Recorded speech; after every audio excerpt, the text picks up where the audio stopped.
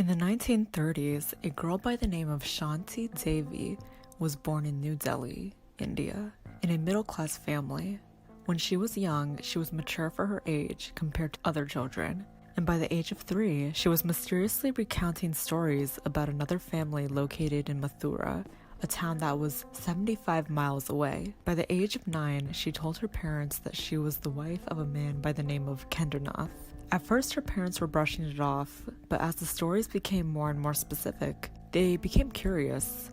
The extent of how detailed her account was far too great. She recalled the color of the house, its exact location, people that were around her, and the exact way she passed away.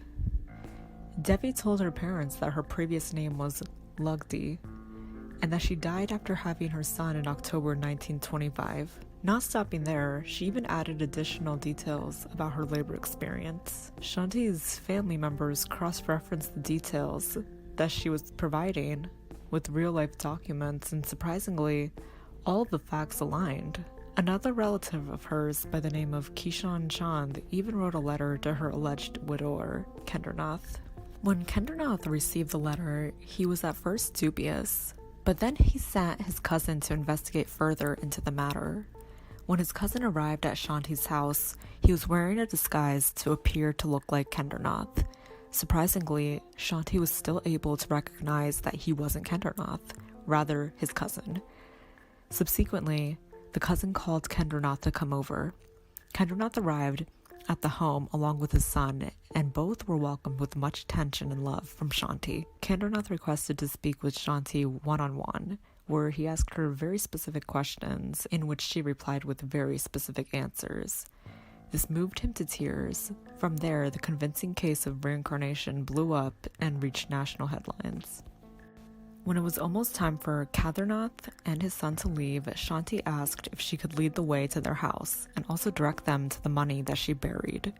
Because this case reached the attention of major public figures, such as Gandhi, her parents agreed. Accompanied by investigators and one driver, they were on the way to the house, following only the directions the 9-year-old gave. Once they arrived, Shanti immediately ran upstairs and declared the box of money was hidden under the floorboard. Kendranath opened it, and astonishingly, the box was there, but there was no money inside. Kendranath later admitted that he took the money out after she died. During her stay at Mathura, she even was able to recognize her parents from a crowd of 50 people. Not only was Shanti able to recount her past life as Lugdi, but she also explained what the afterlife was like. She saw souls that looked like flames, rivers that were pure milk, and golden staircases. There, she also saw the Hindu god Krishna, who was informing people of their good and bad actions and where they will be next. Shanti lived the rest of her life in a very spiritual way, having never married and died at the age of 61. This case is very interesting because it gives us a glimpse that perhaps existence isn't just life and death, and that there is an afterlife as well as souls. Let me know what you guys think about this real-life reincarnation case in the comments section below. Do any of you doubt it? Please like, share, and subscribe for more interesting content.